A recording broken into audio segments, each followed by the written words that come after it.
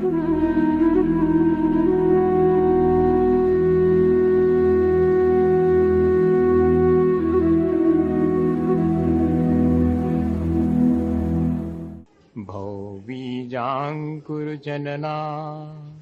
रागाद्याक्षयमुपागता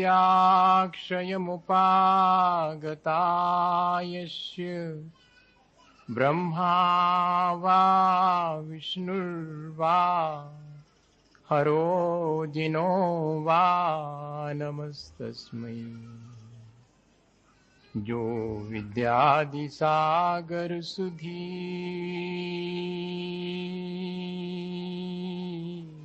जो विद्यादिसागर सुधी गुरु हैं हितैषी शुद्धात्म में निरत नित्य हितोपदेशी।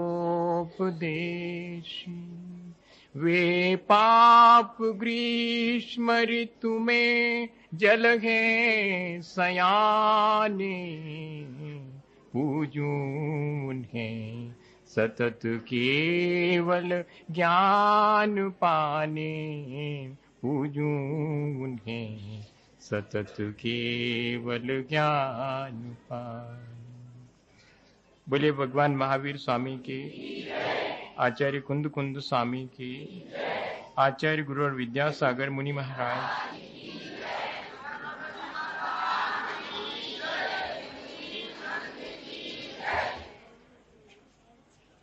हमेशा की तरह आज भी एक दिन हमारे पास है कि हम अपने ही जीवन के बारे में विचार करें। हम जिस तरह जीवन जी रहे हैं, क्या वो ठीक ढंग है या कि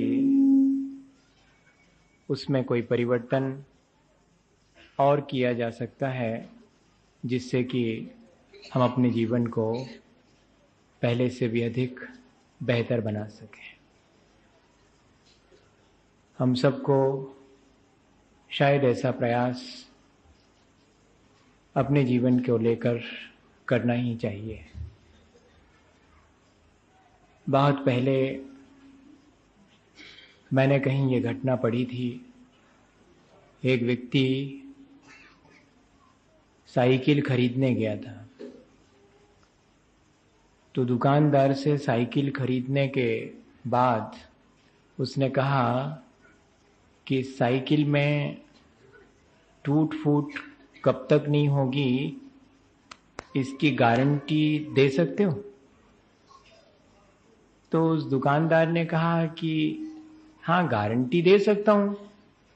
अगर तुम ठीक ठीक इसको चलाओगे तो साल भर तक इसमें कोई ठीक टूट फूट नहीं होगी। उसने कहा ठीक तो चलाऊंगा ही, जब मैं साइकिल ले रहा हूं तो ठीक से नहीं चलाऊंगा क्या? तो लिखवा करके ले लिया कि 1 साल तक की गारंटी, कोई टूट फूट नहीं होगी।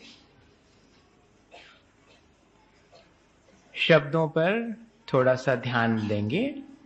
1 साल की गारंटी, कोई टूट फूट नहीं होगी। ठीक मुश्किल से साइकिल ले जाकर के और 15 मिनट हुए और वो व्यक्ति वापस आया और उसने कहा कि नहीं चाहिए हमको साइकिल, ले लो अपनी वापस। क्या हुआ भाई आखिर? तो साइकिल वाले ने बाहर आके देखा तो साइकिल एकदम दुरुस्त है, कहीं कोई उसमें टूट फूट तो नहीं हुई है। उसने कहा ऐसी क्या बात हो गई, वापस क्यों लौटा रहे? बोले गारंटी किस बात की थी? टूट फूट नहीं होने की गारंटी थी, और साल भर की थी, वो तो अभी भी है। तो बोलते चाहिए नहीं हमको गाड़ी। उसने कहा ऐसे कैसे, जब हमने साल भर की गारंटी दी और कोई टूट फूट हुई नहीं है तो फिर आप वापस कैसे लौटा रहे? उसने कहा टूट फूट की बात मत करो। तुम्हें दिखता नहीं मेरे 4 दांत टूट गए, चश्मा टूट गया, और तुम कहते हो कि कोई टूट फूट नहीं हुई, रख लो गाड़ी, चाहिए नहीं अपने को। हंसी आती ना। हंसी आती है।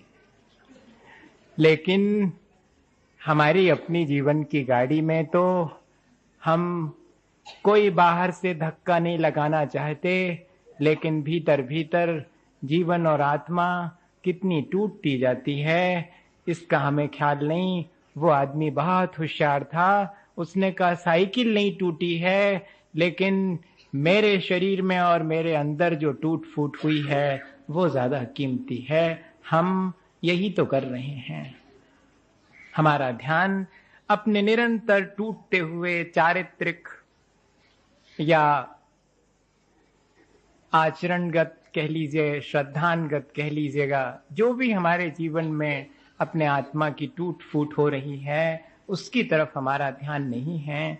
हम तो बाह्य टूट फूट ना हो, सिर्फ इतना ही, शरीर के पतन से हम ज्यादा चिंतित हैं, लेकिन आत्मा निरंतर पतित होती चली जाती है, इसकी चिंता हमें नहीं है।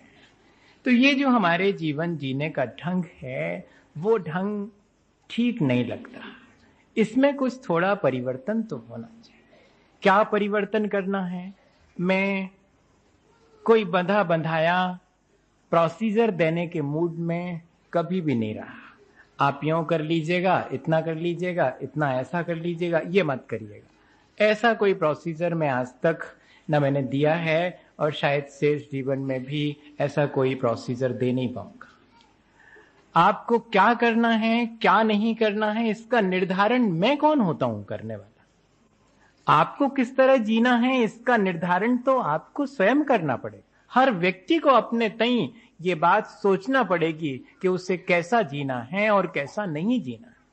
जब तक हम अपनी इतनी भी जिम्मेदारी नहीं महसूस करेंगे तब तक तो हमारा पूरा जीवन लापरवाही में बीतता जाएगा। कोई कभी अगर थोड़ा बहुत हमें इशारा करेगा, हम उसके इशारे को जितनी देर है उतनी देर फॉलो करेंगे और फिर वही भीतर हम वैसे के वैसे रहे आते हैं। बाहर से हम थोड़े इशारे मिलने पर प्रक्रियाएं दोहरा लेते हैं सुबह से शाम तक, लेकिन हमारी चेतना परिष्कृत नहीं होती। व्यक्ति बदल जाता है, उसका व्यक्तित्व नहीं बदल पाता। व्यक्ति के बदलने से काम नहीं होगा, व्यक्तित्व बदलना चाहिए। व्यक्तित्व क्या चीज है? व्यक्ति जिस तरह व्यवहार करता है वही उसका व्यक्तित्व है। वो जिस तरह अपने और दूसरे के बारे में, इस संसार के बारे में सोचता है वही उसका समूचा व्यक्तित्व है। जीवन जीने का ढंग, स्टाइल इज द मैन। वो जैसा जीता है उससे मालूम पड़ता है कि वो कैसा है, उसका व्यक्तित्व कैसा है। हमें इंद्रियां मिली हैं, वाणी मिली है, मन मिला है। हमें अपनी भावनाओं और विचारों को स्वतंत्र रूप से प्रकट करने की क्षमता मिली है। क्या हम इन सब का सदुपयोग कर पाते हैं? अगर हम सदुपयोग करते हैं तो हमारा व्यक्तित्व श्रेष्ठ है, और अगर हम इन सब चीजों का, इंद्रिय का, मन, वाणी, अपने विचार और भावनाओं की स्वतंत्रता का दुरुपयोग करते हैं तो हमारा व्यक्तित्व निरंतर पतित होता चला जाए। क्या इतनी छोटी सी बात हमें समझ में नहीं आती? हम दूसरे के अच्छे व्यक्तित्व से ईर्ष्या तो कर देते हैं, लेकिन दूसरे के अच्छे व्यक्तित्व से अपने लिए कोई शिक्षा नहीं ले पाते। हमें स्वयं अपने जीवन में विचार करना चाहिए। यदि हम अपने को नहीं सुधार पाते हैं तो हम कम से कम जो व्यक्ति अपने जीवन को सुधार रहा है उसे देखें, तो उसकी प्रशंसा तो करें और कभी उससे कोई प्रेरणा भी लें। हम तो उल्टा ही करते हैं, अपने जीवन को भी बेहतर नहीं जीते हैं। कोई और अपने जीवन को बेहतर जीता है तो उससे हम ईर्ष्या करते हैं। हमें लगता है कि इस तरह तो ये हमको मुश्किल में डाल रहा है। हाँ, कोई अगर अच्छा हो जावे तो उससे हमें मुश्किल खड़ी हो जाती है। ये मुश्किल खड़ी हो जाती है कि फिर अपनी बुराइयों की तरफ ध्यान जाने लगता कि अरे हम भी ऐसे हो सकते थे और हम नहीं हुए। हमने आपको शायद ये बात कही हो। अभी कुछ लोग आए भोपाल से, कुछ दिन पहले ही आए थे, तो वो कहने लगे कि महाराज आपके बताए हुए अनुसार अब हमने अपने जीवन को बदल लिया। हम सुबह से खूब जल्दी व्रतों में मंदिर पहुंच जाते थे।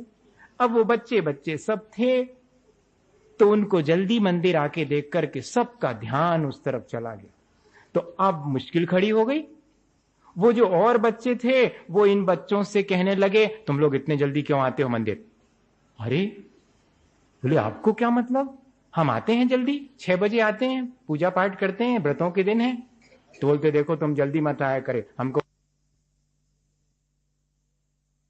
कोई अगर अपने जीवन को अच्छा बनाना चाहे तो हमें उसमें भी दिक्कत होती, क्योंकि फिर हमें फील होने लगता है कि हम अच्छे नहीं बन पाए। भाई, अपने व्यक्तित्व को बेहतर बनाने के लिए हमें दूसरे के व्यक्तित्व से ईर्ष्या नहीं बल्कि उससे प्रेरणा और शिक्षा लेनी चाहिए। टॉल्स्टॉय ने कहा कि जब भी व्यक्ति को अपने जीवन के बारे में विचार करना हो तो 6 बातों का विचार जरूर करना चाहिए। अपन समझें कि ऐसी कौन सी बातें जो हम अपने जीवन में विचार करें। 6 बातें हैं जिनका विचार करना चाहिए। मैं किसके लिए जी रहा हूं? देखो, बहुत मुश्किल सा प्रश्न है। ऐसा तो हमने अपने लिए कभी नहीं सोचा। मैं किसके लिए जी रहा हूं? तो हमें देखना पड़ेगा मेरे होने ना होने से किस किस को फर्क पड़ता है। तो मालूम पड़ जाएगा कि मैं किसके लिए जी रहा हूं। लेकिन मजा तो यही है जिस दिन हम ये देखने लगेंगे कि हमारे जीने से किसको क्या फर्क पड़ता, हमारे नहीं जीने से किसको क्या फर्क पड़ता। तो ना हमारे जीने से किसी को ज्यादा फर्क पड़ता, ना हमारे मरने से ज्यादा फर्क पड़ता। दुनिया हमारे जब हम इस तरह नहीं थे तब भी चल रही थी, और हम इधर से चले जाएंगे तब भी दुनिया चलती रहेगी। हमें ऐसा जरूर भ्रम हो जाता है कि अरे हमारे चलाए चलती है। जैसे बकरी उस गाड़ी की बैलगाड़ी की छाया में बैठी थी और बैलगाड़ी ने चलना शुरू किया तो वो छाया आगे आगे चली, तो वो बकरी भी उसी छाया में चली जा रही थी। थोड़ी देर में बकरी को लगा कि हो ना हो ये पूरी बैलगाड़ी मेरे ही ऊपर तो चल रही है।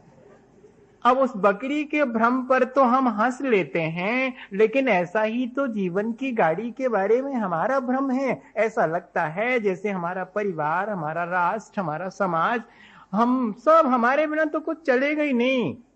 अगर सचमुच ऐसा हो जाए तो बहुत मजा है।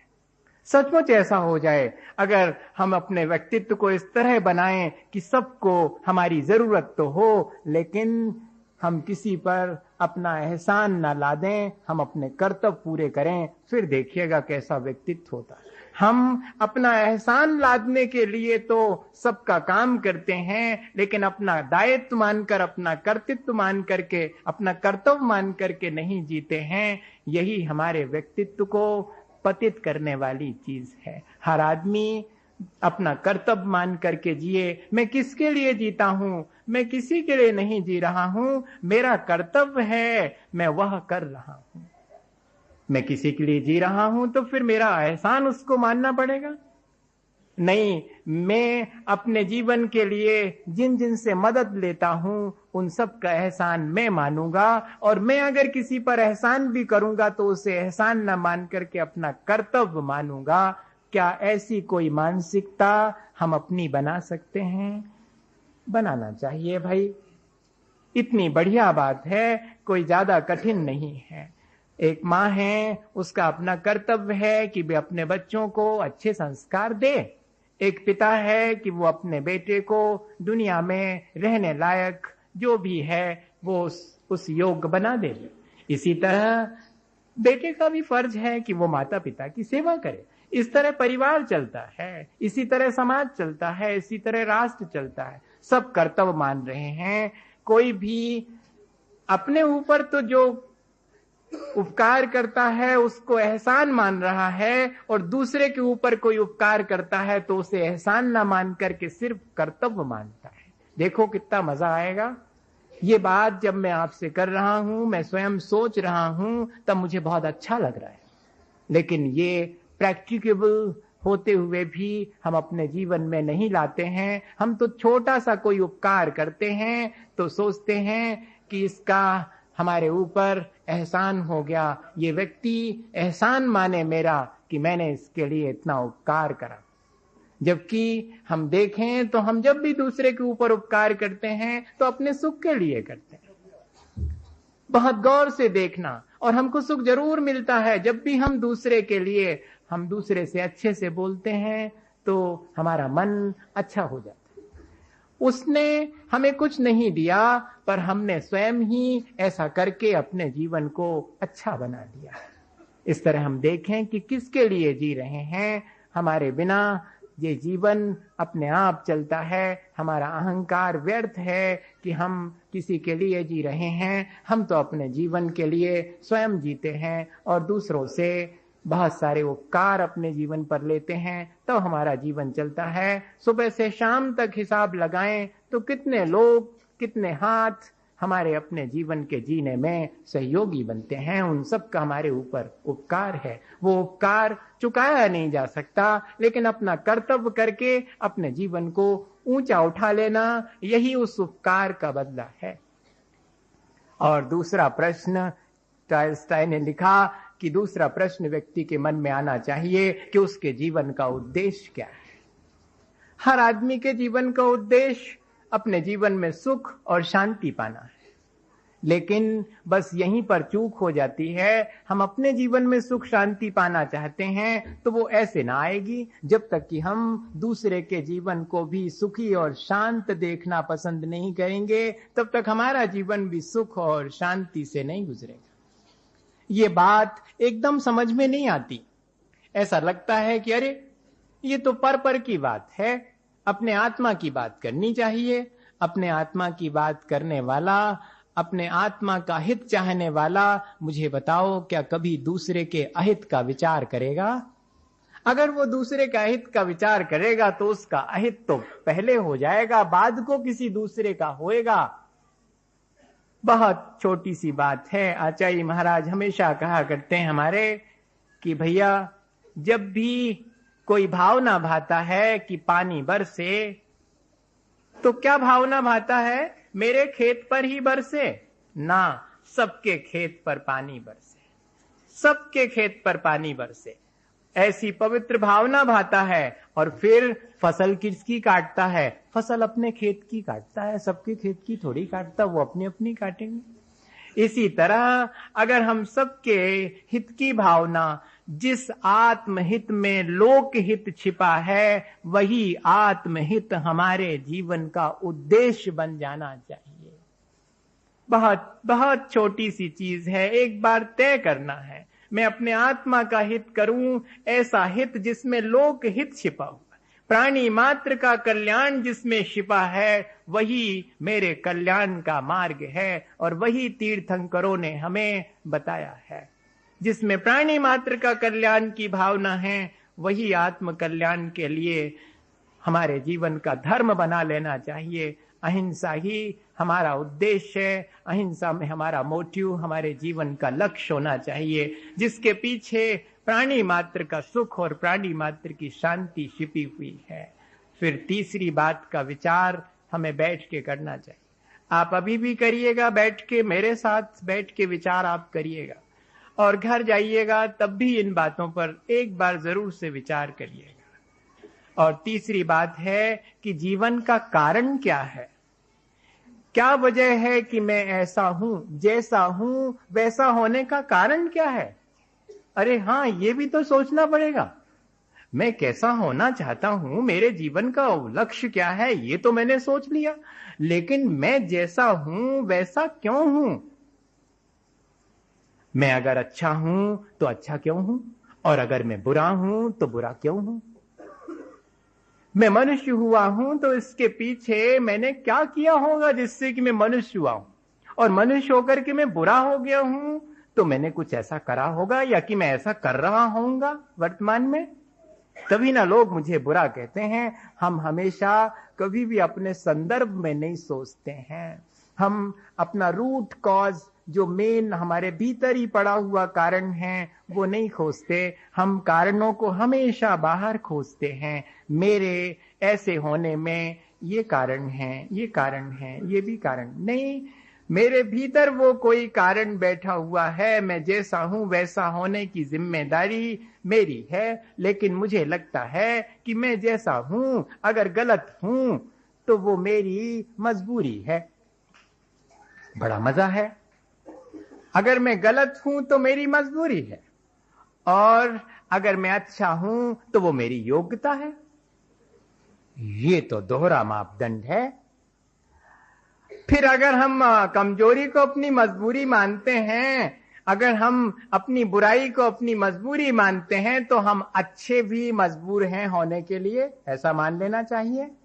लेकिन नहीं, हम अच्छे हैं तो हमने कुछ एफर्ट किया है, हमने कुछ पहले पुण्य अर्जित किया है, इसलिए हम अच्छे हैं। और हम बुरे हैं तो हम ये स्वीकार करने तैयार नहीं कि हमने पहले कोई पाप करा है। नहीं, किसी और ने हमको बुरा बना दिया, हमने तो अच्छे ही करा होगा, पहले भी करा होगा, ऐसा लगता है ना।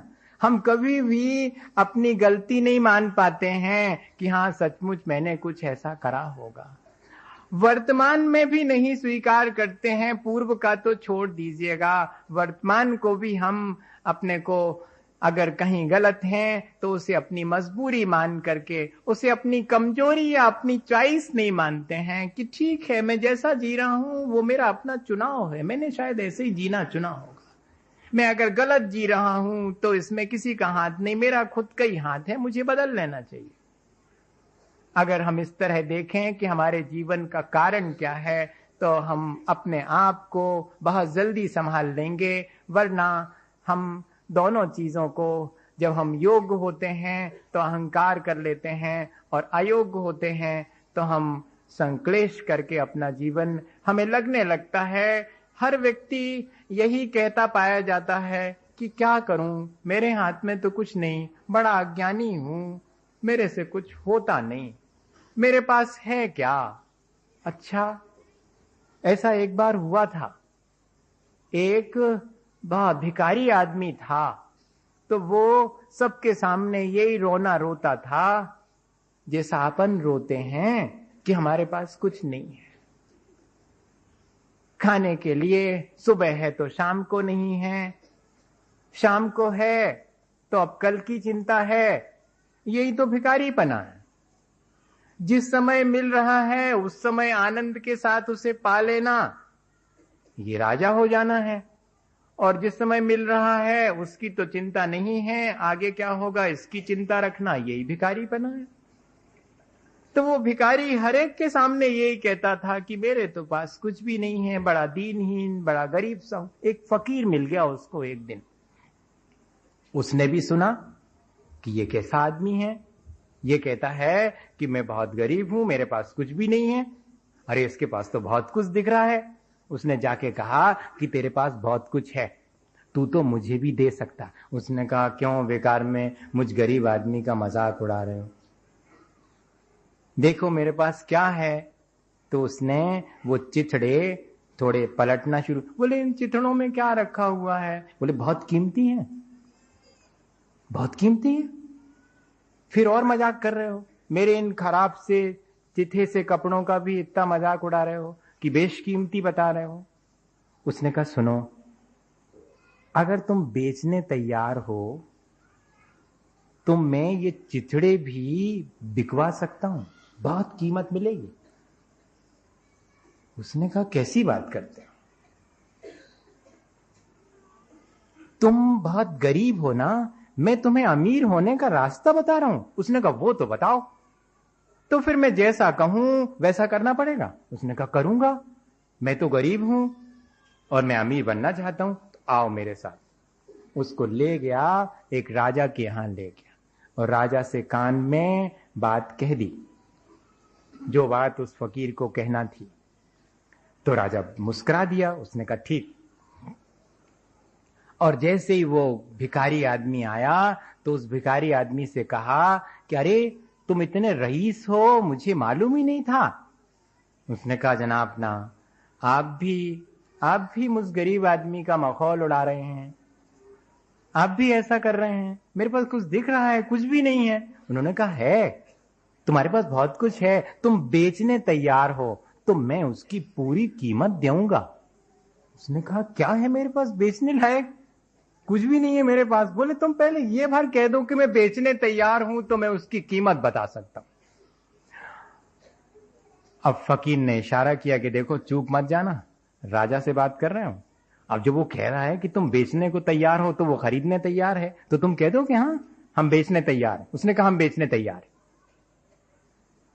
राजा ने कहा कि सुनो, बेचते हो, बहुत कीमती है, अगर तुम अपना एक हाथ दे दोगे तो तुम्हें 10,000 रुपए दे सकता हूं। उसने कहा क्या क्या बात कर रहे हैं आप? बोले सुनो, अगर कम मालूम पड़े तो दोनों हाथ का 25,000 दे सकता हूं। उसने कहा कि फकीर से उसने कहा कि क्या करते हो आप, मुझे यहां लाकर के मुझ गरीब आदमी का इस तरह मखौल उड़ा रहे हो।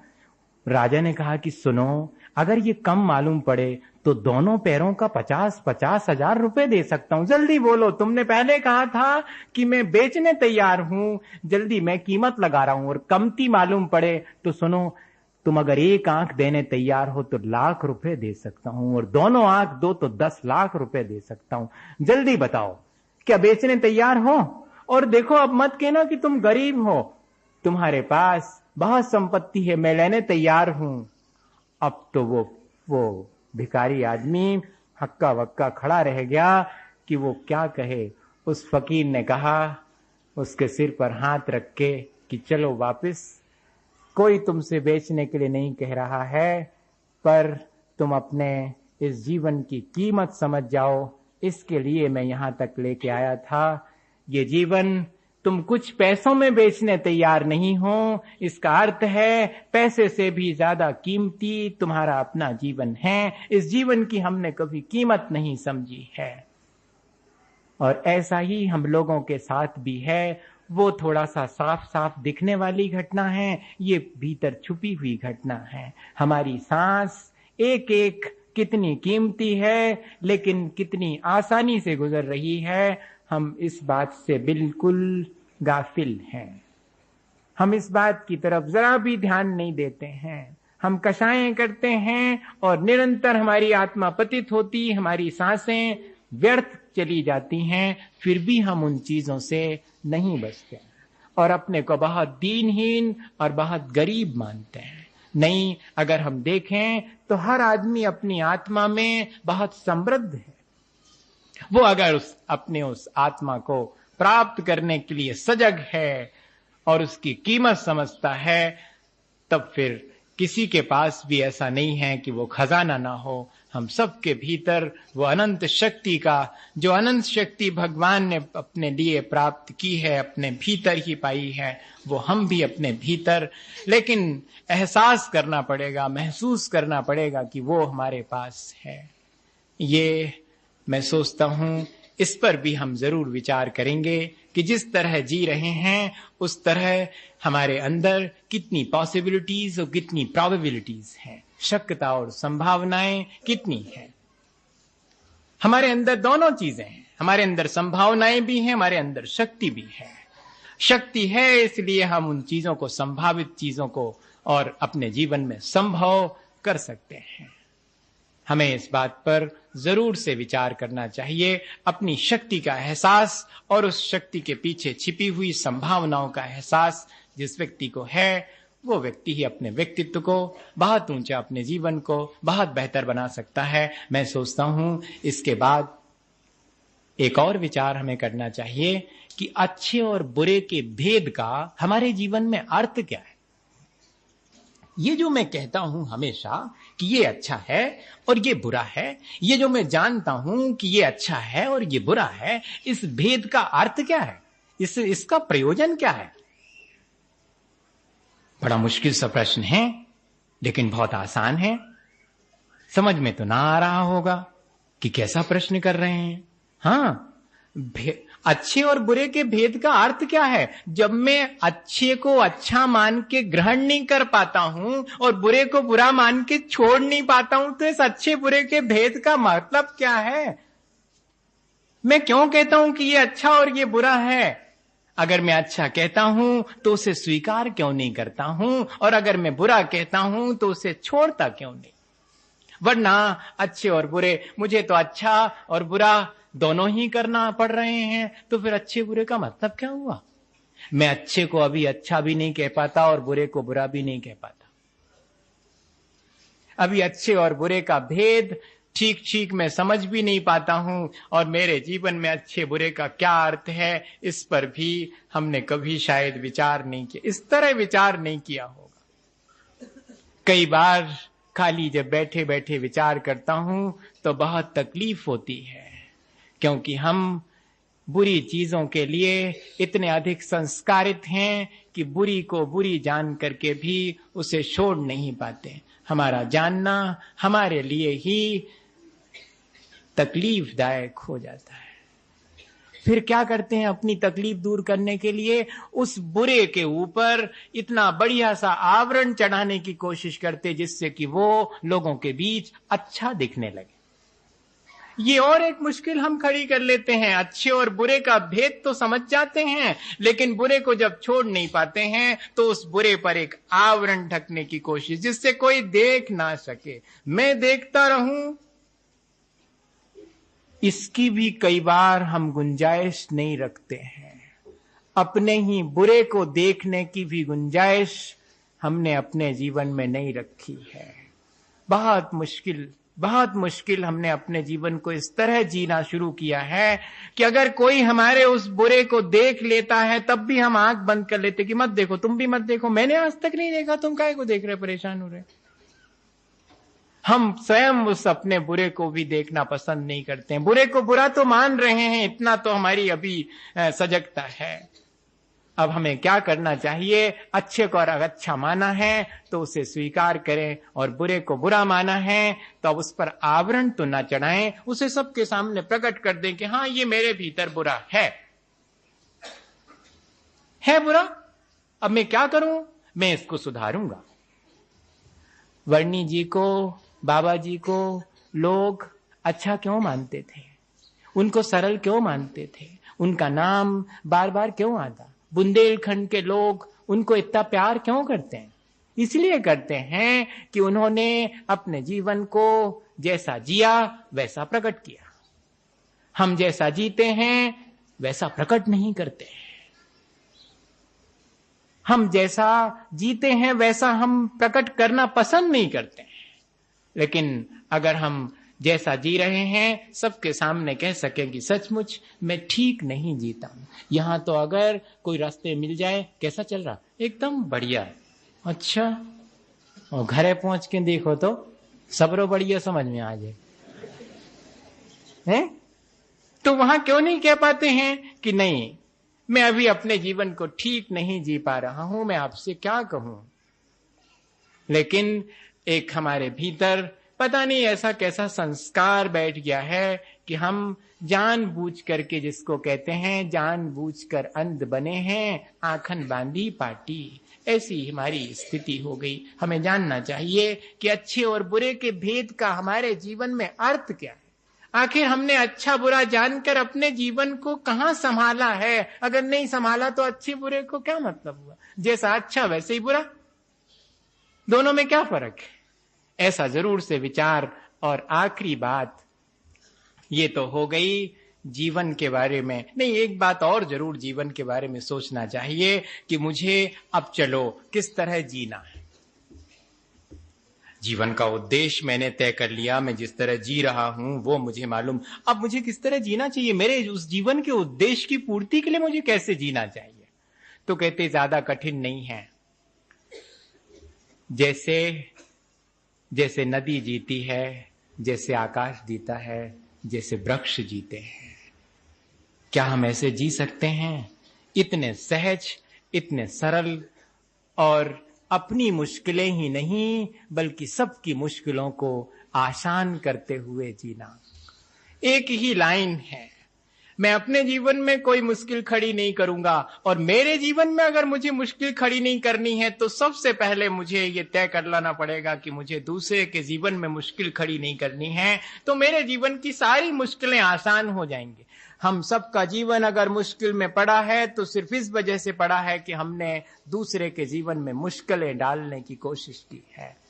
किसी ना किसी तरह, डायरेक्ट इनडायरेक्ट जो भी वे हो वो आप खुद सोचिएगा कि कैसे हमने मुश्किल खड़ी करी अपने जीवन में। किसी और ने नहीं खड़ी करी, हमने खुद अपने जीवन को मुश्किल बनाया है। क्यों?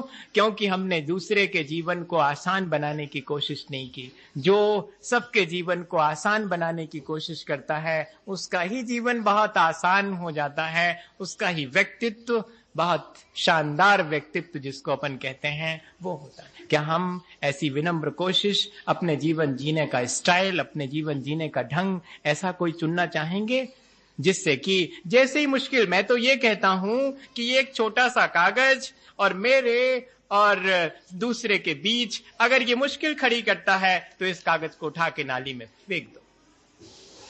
इस कागज की कोई आवश्यकता नहीं। मेरे और दूसरे के बीच में अगर ये छोटी सी चीज, ऐसी बहुत सारी चीजें हैं जो दो लोगों के बीच में, चाहे वैचारिक रूप से हो चाहे वो भौतिक रूप से हो, किसी भी रूप से हो, वे अगर मुश्किल खड़ी करती हैं हमारे जीवन में, जो जो चीज मुश्किल खड़ी करती है, क्या हम उसका त्याग नहीं कर सकते? हम जीवन को आसान बनाने का तय कर लें अगर, तो कोई ज्यादा मुश्किल नहीं। एक ही जीने का ढंग है कि मैं अपने और सबके जीवन को अपने आसपास आसान बनाऊं, किसी के जीवन में कोई तकलीफ, कोई मुश्किल खड़ी ना हो, मैं इस बात के लिए सजग रहूं। खड़ी हो जावे तो मैं उसे फिर आसान करूं।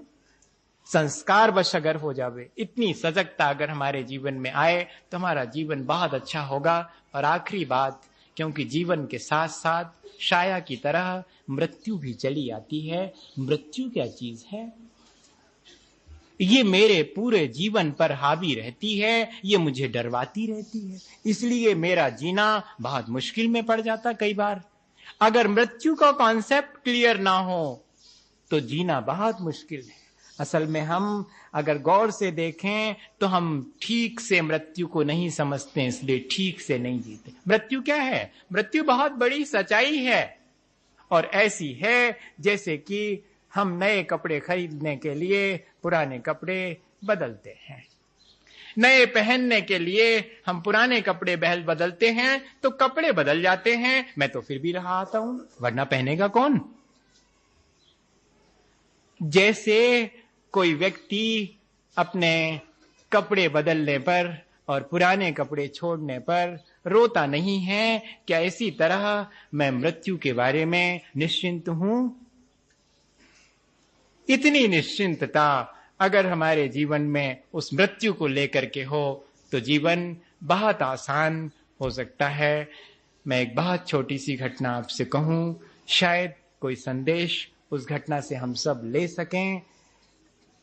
जब तक हम जी रहे हैं तब तक मृत्यु से तो निश्चिंत रहें। कुछ इस तरह से जिएं जिससे कि मृत्यु हमको भयभीत ना कर सके, मृत्यु का भय हमें ना घेर सके। ऐसा अगर हम अपने जीवन के बारे में विचार करें और मृत्यु के बारे में उसे हम सच्चाई माने। अभी किसी व्यक्ति से ऐसा पूछ लिया जाए, इंग्लिश में नहीं हिंदी में, इंग्लिश में तो सब लोग जवाब देंगे, हाउ ओल्ड आर यू। ऐसा अगर पूछ लिया जाए कि आप हाउ ओल्ड आर यू, तो आप फौरन कह देंगे कि मैं 20 इयर्स का हो गया हूं, 30 इयर्स का हो गया हूं, मैं 40 इयर्स का हो गया, बड़े शौक से। और अगर धीरे से पूछ लूं कि कितने मर गए, कितने और रह गए, तो बहुत मुश्किल हो जाए।